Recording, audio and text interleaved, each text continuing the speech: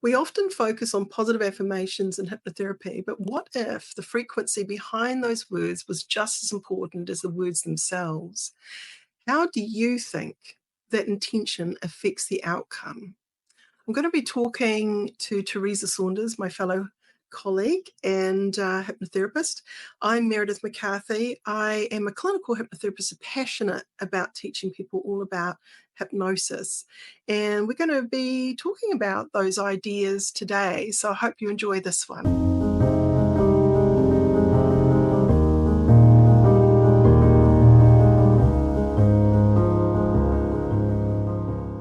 Hi Meredith. Hi everybody. How are Hello you? there. I'm good. I'm good. So let's get into that idea. What pops up when you think about that in your mind around affirmations and the kind of nature of the words that we use in them? Affirmations, a lot of people say they're not for them because they can't sort of see themselves saying something. And I truly believe a lot of that has got to do with the frequency that we're actually saying those things to, whether they actually come true or not. Because people often say words don't have power, whereas I believe the words do have the power, and it's your intention behind them that actually gives them the power as well. Mm. So when we say something with conviction, with real meaning, I think it does strike a deeper chord, and we're really getting more emotion rising. And emotion, I think, is a big part of what makes change occur. If we're not really caring too much, or we're too focused on what's not right and we're giving all our attention and emotion to that, then that the strongest emotion wins, right? And this is where I think sometimes this resistance to affirmations comes in play, is because of how the client is actually feeling at the moment of time.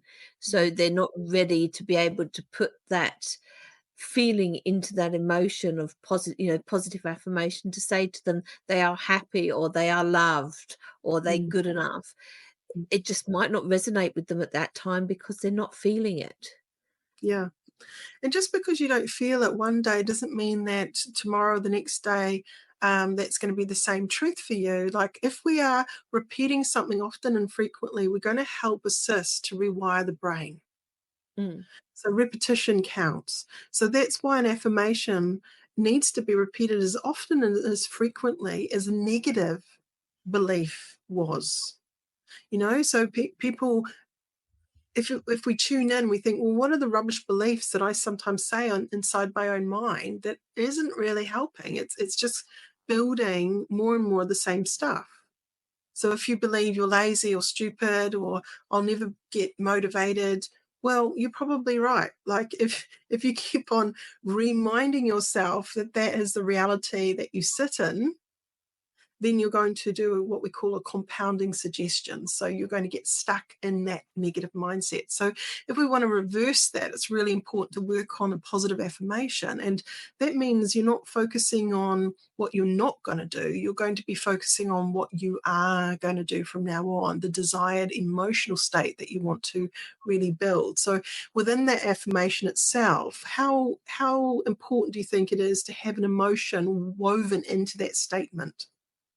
I think that's really good to have that emotion woven into that statement. And if people can't feel that emotion at the time, then try and find something where they can sort of experience, or have in the past experience, that emotion that they can draw on, whether that's a movie or in a book or somebody that inspires them.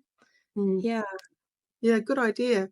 When we think about the emotion you want winning, it's nice to have an understanding that one emotion is not just by itself. Often, one emotion is connected to many other emotions.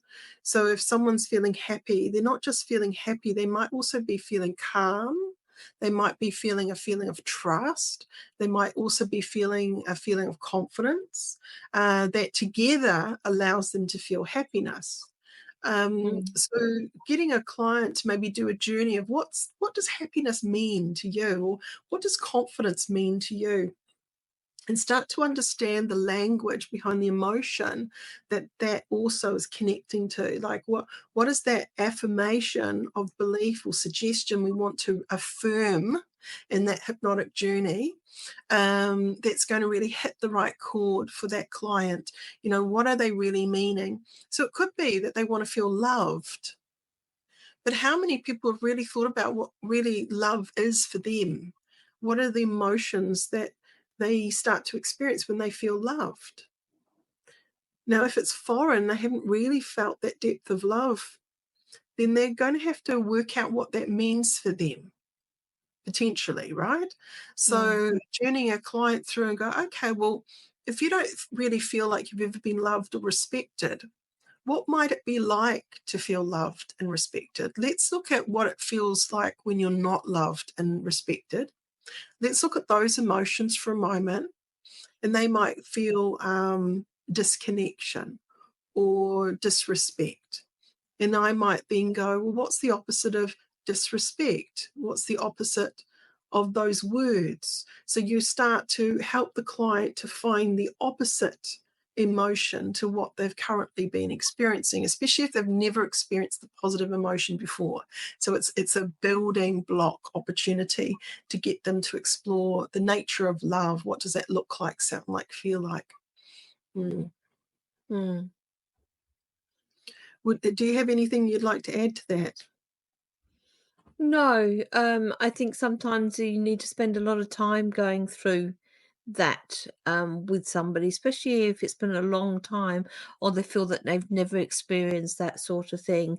Mm, That could be a big part of your session, looking at what does it feel like to mm, them and mm, remembering to to to actually to your client, mm. not for yourself. Thank you for reminding that, actually. A lot of people come in for a session, and if they've never had hypnosis, they might assume that you're going to go into hypnosis pretty soon after you arrive, and that's not how we do it. We might go into conversational hypnosis as we start to get a client to share what's been going on and what they want to work on, and build from there. But a big chunk of that first part of our session time is in talking. It's understanding, and then when the time is right, we will go into more formal hypnosis with the client. And with what we've just discovered, we can then utilize that information within the hypnotic journey for them. So I never use scripts, but I know a lot of people lean into scripts, but scripts can often accidentally disconnect you from what the client's really brought to you. So it becomes too generic. So it's really important as a hypnotherapist to practice not being script bound and kind of really focusing on what are the ego strengthening words, what is my client telling me, what are the metaphors my client's using, and to utilize all of those things within the client's journey, because the client has the answer ultimately, don't they? Mm. Yes, yeah, your client has the answer within. You just Mm, need a bit of help sometimes finding those answers. mm. And quite often, too, there's also a false belief that you're going to talk all the way through as a hypnotherapist through that hypnosis. And that's not the case either. Quite often, there's great times of silence where the client's doing work on the inside and you're letting them do that. And once they're finished, they can nod their head or they might lift their finger or something that indicates that they've done that process. So, a lot of times, the hypnotic journey is a very private experience for the client. And I think that's something to be aware of too. That when we're thinking about what is being affirmed, if we come back to that idea of affirmation and then setting intention, that you allow them space enough for them to pay attention to what that intention really means, to start to daydream it and start to embody that they are ready to feel and experience as if they're there. That's the magic of hypnosis, is that time travel. You can get the client to imagine their best self and being that now, being that right Mm, now. They don't have to wait to be that. They can start to experience that in their mind, energetically, in their body as well. Allowing their creative self to come out and play and let itself know what it's actually wanting. Absolutely. When we're thinking about affirmation, I think it is what we use as clinical hypnotherapists. We use a series of suggestions that have been brought forward from that client, and they Mm. are an affirmation. That is a form of affirmation, and getting the right tone of that affirmation, the right emotion and within that affirmation is a big part of the success for that client. So if we can reframe the client's story, if we can reframe how they're experiencing something, it's like night and day. It really is a game changer. And that as hypnotherapists, that's what we do the best, I think. We help a person overcome a fear or phobia by reframing how they are experiencing that from now on. And that's a series of affirmations or affirming a position that from now on they will experience it in this new way that has a much better emotional outcome. Mm, for sure. And I think, people that are listening that don't know a lot about hypnotherapy may think, oh, yeah, really, is it as easy as that? But yes, it is, because we're taking on negative hypnotic thoughts all the time, you Mm. know, ones that don't serve us so well, we take on very easily. So why can't it be so easy to flip it Yep. and to I actually live often in that life? Mm, Yeah, I often say to people, look, as negative as it's got in there, that's how positive and empowering you can be in there too. It's like up to you which one you are feeding, which mm, mindset that you are feeding.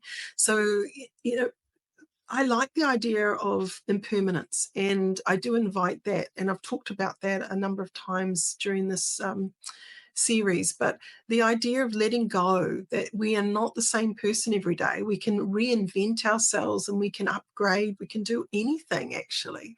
It's up to them, and it's up to the client to make that choice and make that stand.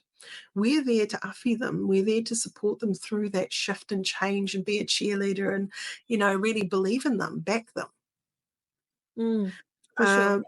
Big part of the magic of a session is that client feeling that someone on earth believes in them. I was just going to say that there's a lot of people out there that don't have somebody or feel they can't confide in somebody they know, family or friend. Mm, So actually coming along to hypnotherapist and just being able to have that confidence to confide and tell without judgment can be amazing for mm, mm, somebody. absolutely. When we're thinking about affirmations, do think, what are the affirmations you want to affirm more often in your own life? Let us know in the comments below. We'd love to hear what it is that you're wanting to journey, and maybe we can support that. If you've got a question about it too, pop it in the comments, and we'd love to talk about that even more and just kind of um, give value to the things that you want to know more about. That's what we've done this channel for. Talk Time has really evolved into something that we're talking about all things to do with hypnosis, the different angles and how we as practitioners journey people through. So if you have a question, even if you think it's a silly question, it's probably not. It's probably a whole lot of other people wanting to know the same thing. Just pop it down there and we're happy to talk to it. That's for sure. Yep. Yeah. If not, if you don't want to put it in the comment there, then do email us on the school website. There's an email address as well, and you can do that and we can reply to it, but it can be anonymous. Yeah, true. So look, on that note, is there anything else that you would like to add to today's Talk Time journey? Uh, be curious, go and have a look, think about some affirmations, try it out, see what difference it actually makes in your life. Test it Mm, and mm. comment on below, down below and let us know how it went. Maybe I invite people to think about an emotion that they want to experience more often, and what are the other emotions that couple with that emotion. Start to unpack that and maybe create an affirmation that has those emotional words connected to that affirmation of intention and see how that goes for you. And, as often and as frequently as you would say that negative thing, start to say that positive affirmation of Mm. intention inside your mind. Start to do that mini dress rehearsal of success. You'd be amazed at how you start to attract that you are believing into your life. It's incredible. If you believe life is going to be a struggle, it will continue to be a struggle. If you believe it's going to be amazing and more easy, it will become more amazing and easy. That this is the thing. We forget the alchemy of a human body and mind. We are co-creating our realities here. And so shift mind, body follows. Shift body, mind follows. Our mind and body are tools that we can use together. And with the clearest intention, we can begin to map a really good life for ourselves. And when we drill down into what are the emotions that I really want to foster, that can be very, very powerful. So, like, if you're interested in training to become a hypnotherapist or want to know more about hypnosis, you can visit the school website, nzach.ac.nz. And we also have discovery calls that we can offer to people who want to ask a little bit more in the way of questions. Happy to do that and connect with you out there. So thank you again, Teresa, for joining me today. You're Is there anything welcome. else you would like to add? Yep, please like, subscribe, and share. And we look forward to seeing you all next week. Thank you, Meredith. Nice. Bye, everyone. Bye bye.